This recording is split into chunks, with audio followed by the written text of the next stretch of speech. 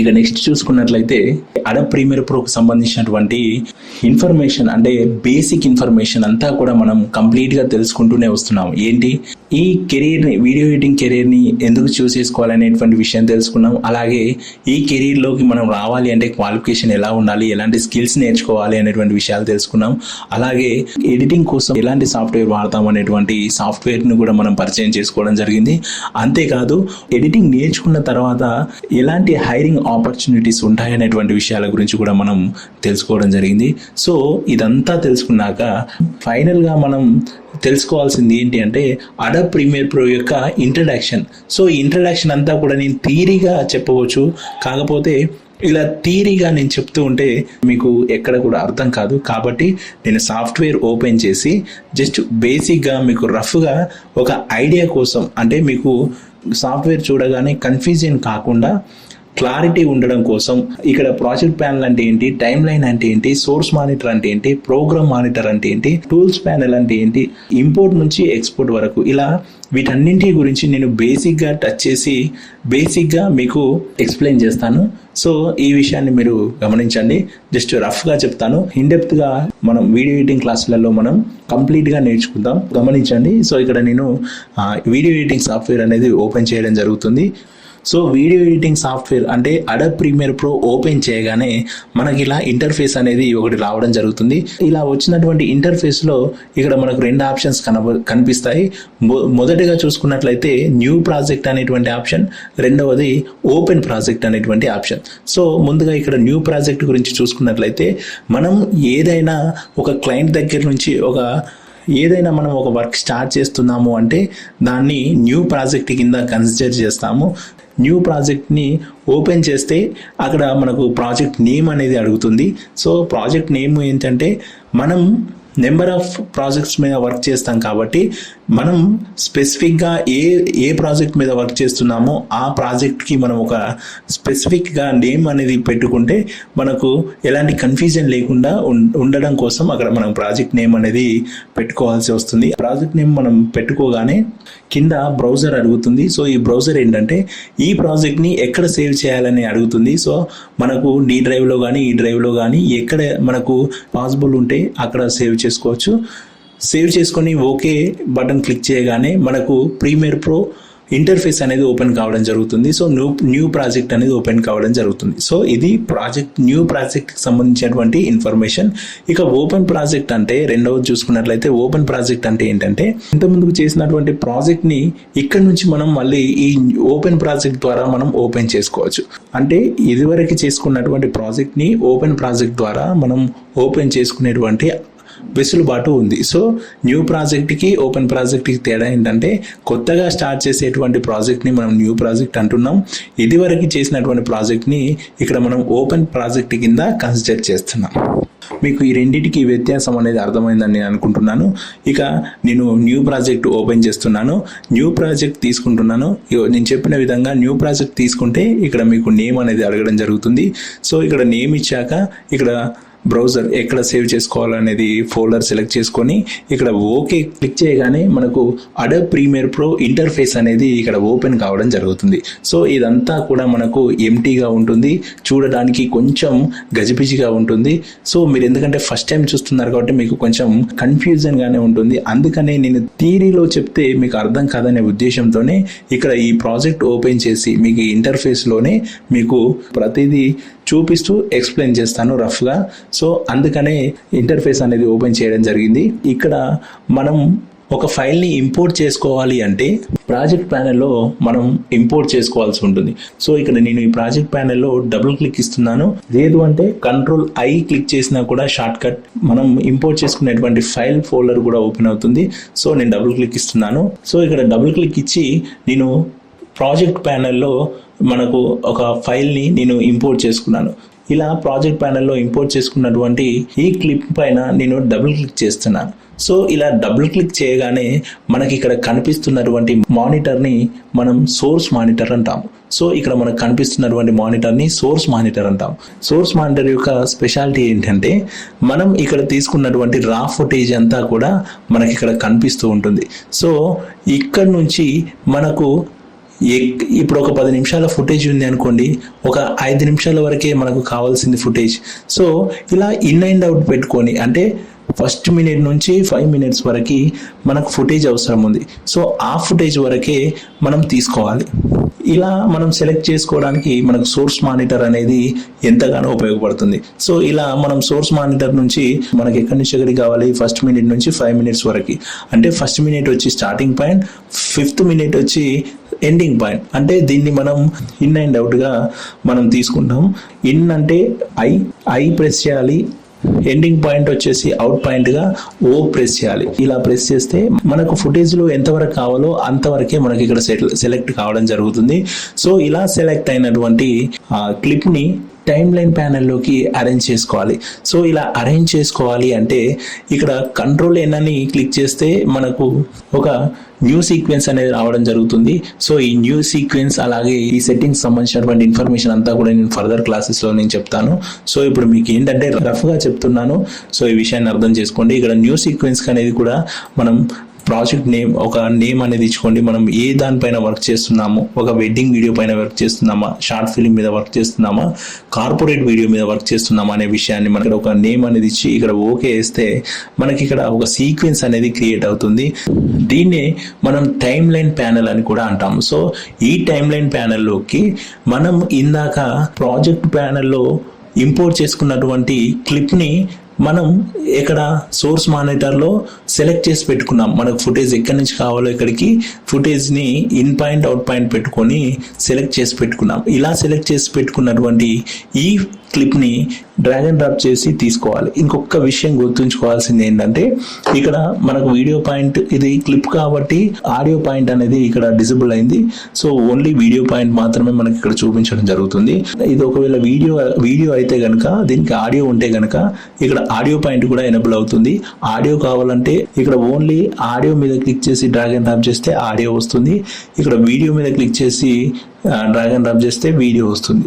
లేదు audio video రెండు కావాలంటే ఇక్కడ మనం ఈ సోర్స్ మానిటర్లో మధ్యలో క్లిక్ చేసి డ్రాగ్ అండ్ డ్రాప్ చేస్తే మనకు ఆడియో వీడియో రెండు వస్తాయి. ఇక్కడ మనకు లేయర్స్ అనేది కనిపించడం జరుగుతుంది. ఇక్కడ పైన కనిపిస్తున్నటువంటి లేయర్స్ అన్ని కూడా వీడియో లేయర్స్ గా మనం చెప్పుకోవచ్చు. ఇలా కింద కనిపిస్తున్నటువంటి లేయర్స్ అన్ని కూడా ఆడియో లేయర్స్ గా మనం చెప్పుకోవచ్చు.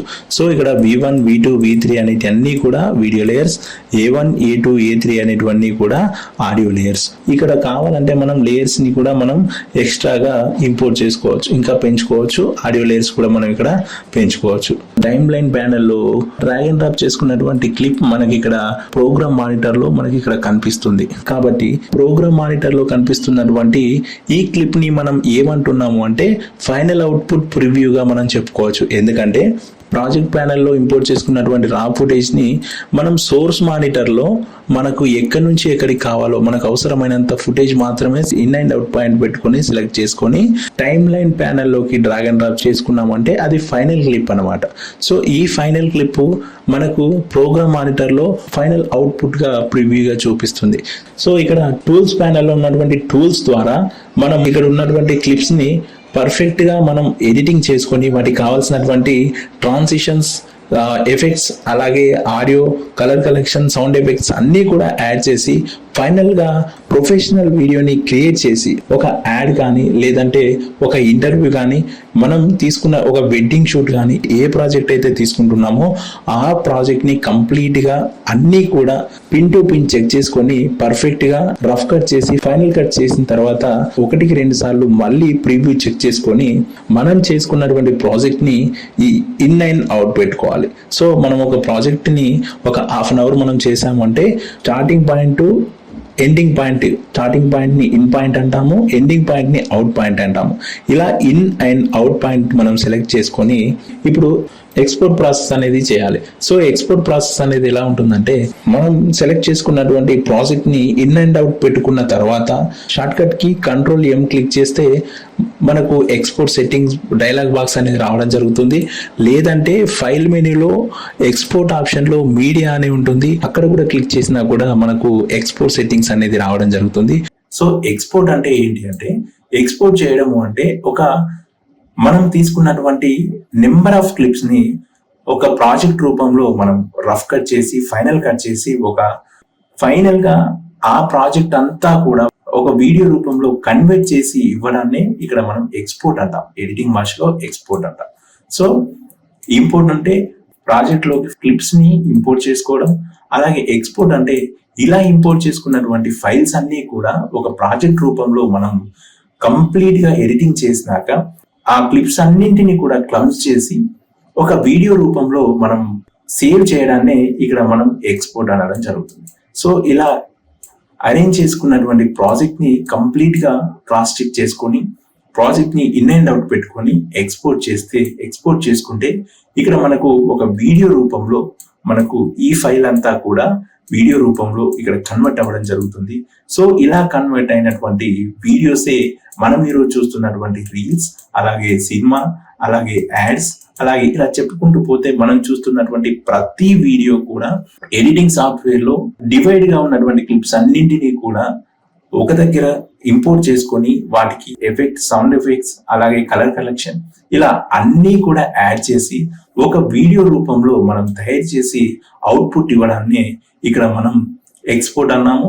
ఇలా అవుట్పుట్ ఇచ్చి ఎక్స్పోర్ట్ చేసినటువంటి క్లిప్ గా మనం చెప్పుకోవచ్చు. సో ఇది ఫైనల్ గా మీకు ప్రీమియర్ ప్రో ఇంటర్ఫేస్ లో సాఫ్ట్వేర్ ఓపెన్ చేసిన దగ్గర నుంచి, అంటే సాఫ్ట్వేర్ ఇంట్రడక్షన్ అంతా కూడా నేను రఫ్ గానే నేను చెప్పడం జరిగింది. ఇందులో ఉన్నటువంటి ప్రతి టూల్ గురించి, ప్రతి ఫీచర్ గురించి కూడా మనం ఇన్ డెప్త్ గా మనం క్లాసెస్ లో మళ్ళీ కంప్లీట్ గా నేర్చుకుందాం. ఎందుకంటే ఇక్కడ మనకు సమయం లేదు. ఇంకోటి ఏంటంటే ఇది మీకేంటంటే జస్ట్ థియరిటికల్ గా చెప్తే మీకు ఏంటంటే అర్థం కాదు. సో ఇలా కన్ఫ్యూజన్ ఉంటుంది. కాబట్టి సాఫ్ట్వేర్ లో మీకు ఇంటర్ఫేస్ చూపిస్తూ జస్ట్ రఫ్ గా ఎక్స్ప్లెయిన్ చేస్తే ఒక ఐడియా ఉంటుంది, మీకు ఎలాంటి కన్ఫ్యూజన్ ఉండదు అనే ఉద్దేశంతోనే మీకు ఇదంతా ఎక్స్ప్లెయిన్ చేయడం జరిగింది. సో ఇది మీకు బేసిక్ గా మీకు ఒక అవగాహన కోసం ఇంట్రడక్షన్ అనేది ఇవ్వడం జరిగింది.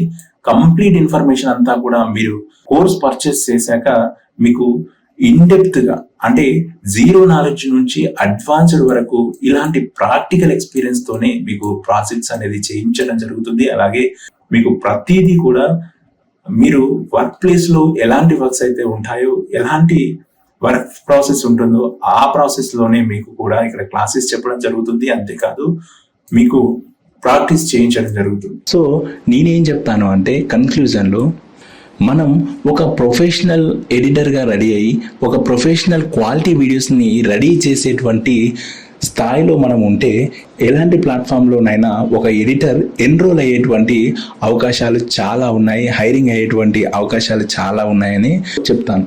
సో ఎందుకంటే వెరీ హై డిమాండెడ్ జాబ్, అలాగే వెరీ హై డిమాండెడ్ ప్రొఫెషన్, అలాగే కెరియర్ గ్రోత్ ఉన్నటువంటి ప్రొఫెషన్ అని కూడా ఇక్కడ మనం చెప్పుకోవచ్చు. కంప్లీట్ ఇన్ఫర్మేషన్ అంతా కూడా నేను ఇక్కడ మీకు స్టెప్ బై స్టెప్ అనేది ఇక్కడ ఇవ్వడం జరిగింది. ఇన్ఫర్మేషన్ అంతా నేను అనుకున్న ఇన్ఫర్మేషన్ కంటే ఎక్కువనే నేను మీకు ఇచ్చానని నేను అనుకుంటున్నాను. కాబట్టి ఇన్ఫర్మేషన్ అంతా కూడా మీరు నోట్ చేసుకొని అర్థం చేసుకున్నారని నేను అనుకుంటున్నాను. సో ఈ ఇన్ఫర్మేషన్ అంతా కంప్లీట్గా అర్థమైనట్లయితే కంపల్సరీ ఒక మంచి డెసిషన్ తీసుకొని ప్రొఫెషనల్ ఎడిటర్గా రెడీ అవ్వడానికి మీరు ఒక్క అడుగు ముందుకు వేస్తే చాలు. మిమ్మల్ని ప్రొఫెషనల్ ఎడిటర్గా రెడీ చేసేటువంటి బాధ్యత నాది. ముందు మిమ్మల్ని మీరు నమ్ముకోండి, తర్వాత నన్ను నమ్మండి. మిమ్మల్ని, మీ కెరియర్ని మీ కాళ్ళ మీద నిలబెట్టే బాధ్యత నాది. సో ఇదంతా కూడా నేను చెప్పడానికి రీజన్స్ ఏంటంటే బయట జరుగుతున్నటువంటి చాలా ప్రలోభాలకు గురవుతున్నారు. సో ఎక్కడ నేర్చుకుంటే బాగుంటుంది, ఎక్కడికి వెళ్తే బాగుంటుంది అనేటువంటి కన్ఫ్యూజన్లో అక్కడ ఇక్కడ తిరిగి చాలా డబ్బులు కూడా వేస్ట్ చేసుకోవడం జరుగుతుంది. సో అలాంటి సిచ్యువేషన్స్ ఎవరికి కూడా రాకూడదు అనే ఉద్దేశంతోనే ఇంత కంప్లీట్ ఇన్ఫర్మేషన్ అంతా కూడా నేను మీకు ఇవ్వాలనే ఉద్దేశంతోనే ఈరోజు ఈ సెషన్ తీసుకోవడం జరిగింది. సో మీకు ఈ సెషన్ నచ్చిందనే నేను అనుకుంటున్నాను. కాబట్టి వీడియో ఎడిటింగ్ కోర్స్ నేర్చుకోవాలనే ఆలోచన మీకు ఉంది. కాకపోతే ఏంటంటే ఎక్కడ నేర్చుకోవాలి, ఎలా నేర్చుకోవాలి, ఒకవేళ నేర్చుకుంటే ఎలా ఉంటుంది అనేటువంటి ఇలాంటి సందేహాలన్నీ మైండ్లో పెట్టుకొని అక్కడిక్కడ తిరిగి ఎవరో ఏదో చెప్పారని అన్ని మాటలు నమ్మి డబ్బులు అనవసరంగా వేస్ట్ చేసుకుంటున్నారనే ఉద్దేశంతోనే మీకు ఒక క్లారిటీ ఇవ్వాలి. మీరు ఎక్కడ కూడా నష్టపోకూడదు, మీరు ఎక్కడ కూడా లాస్ అవ్వకూడదు అనే ఉద్దేశంతోనే ఈ వీడియోని, ఈ సెషన్ని ఈరోజు తీసుకోవడం జరిగింది. సో ఇప్పటికైనా మీకు ఒక క్లారిటీ వచ్చిందని నేను అనుకుంటున్నాను. సో ఈ క్లారిటీతో మీరు ఈ సెషన్ ద్వారా ఈ ప్రొఫెషన్లోకి రావాలి అనుకుంటే స్క్రీన్ మీద కనిపిస్తున్నటువంటి నెంబర్స్కి కాల్ చేయండి. అలాగే 100% సపోర్ట్ ఉంటుంది. ఎందుకంటే నాకు ఈ ప్రొఫెషన్లో 10 years ఎక్స్పీరియన్స్ ఉంది. సో నేను చాలా కంపెనీస్కి, ఛానల్స్కి వర్క్ సర్వీస్ అనేది నేను చేయడం జరిగింది. కాబట్టి 100% ప్రాక్టికల్ నాలెడ్జ్తో మనం ఈ కోర్స్ అనేది చెప్పడం జరుగుతుంది. సో ఎటువంటి సందేహాలున్నా కూడా మీరు ఎనీ టైం క్లారిఫై చేసుకోవచ్చు. సో ఇది ఈరోజు వీడియో. సో ఇంకొక విషయం చెప్పడం మర్చిపోయాను. సో ఇంకోటి ఏంటంటే ఇదంతా కూడా మనం ప్రీమియర్ ప్రో ఎడిటింగ్ సంబంధించినటువంటి ఇన్ఫర్మేషన్ అంతా కూడా మనం చెప్పడం జరిగింది. సో ఇంకోటి ఏంటంటే ఎడిటింగ్ సంబంధించినటువంటి ఇన్ఫర్మేషన్ అంతా తెలుసుకోవడం జరిగింది. కానీ ఈ ఎడిటింగ్ చేయడం కోసం ఎలాంటి సిస్టమ్స్ మీకు సపోర్ట్ చేస్తాయి, ఎడిటింగ్ సాఫ్ట్వేర్ యూస్ చేయడానికి ఎలాంటి సిస్టమ్స్ రిక్వైర్మెంట్ ఉంటుంది అనేటువంటి ఇన్ఫర్మేషన్ అంతా కూడా నేను ఇక్కడ మీకు ఒక స్లైడ్ రూపంలో ఒక టెంప్లెట్ అనేది ఇవ్వడం జరిగింది. అది కూడా మీరు చూసుకోండి. నేను అనుకున్న టైంలో అలాగే నేను చెప్పాలనుకున్న ఇన్ఫర్మేషన్ కంటే మీకు ఎక్కువ ఇన్ఫర్మేషన్ నేను ఇచ్చాను. సో మీకు ఇంకా ఎక్కడ కూడా ఎలాంటి డౌట్స్ అవసరం లేదు. సో ఇక్కడ నేను బేసిక్ ఎడిటింగ్ సంబంధించినటువంటి సిస్టమ్ రిక్వైర్మెంట్స్కు సంబంధించినటువంటి ఇన్ఫర్మేషన్ ఇవ్వడం జరిగింది. అలాగే ప్రొఫెషనల్ ఎడిటింగ్ సంబంధించినటువంటి సిస్టమ్ రిక్వైర్మెంట్కి సంబంధించినటువంటి అంటే అడ్వాన్స్డ్ ఎడిటింగ్ చేసుకోవడానికి కూడా ఎలాంటి సిస్టమ్స్ రిక్వైర్మెంట్ కావాలో అనేటువంటి ఇన్ఫర్మేషన్ కూడా ఇక్కడ మీకు ఇవ్వడం జరిగింది. సో మీ బడ్జెట్లో ఏ సిస్టమ్ కావాలంటే అది తీసుకోండి. సో అది ఎందుకంటే depends on your budget. So ఇది ఈ సెషన్కి సంబంధించినటువంటి ఇన్ఫర్మేషన్. నేను ఇంత చెప్పాక మీరు విని మీకు ఒక క్లారిటీ వచ్చిందని నేను అనుకుంటున్నాను. ఈ క్లారిటీతోనే జాయిన్ అవ్వండి. అక్కడ ఇక్కడ తిరిగి మైండ్ డైవర్ట్ చేసుకొని అనవసరంగా కన్ఫ్యూజన్లో పడకండి. So with complete information we will meet again in classroom. All the best.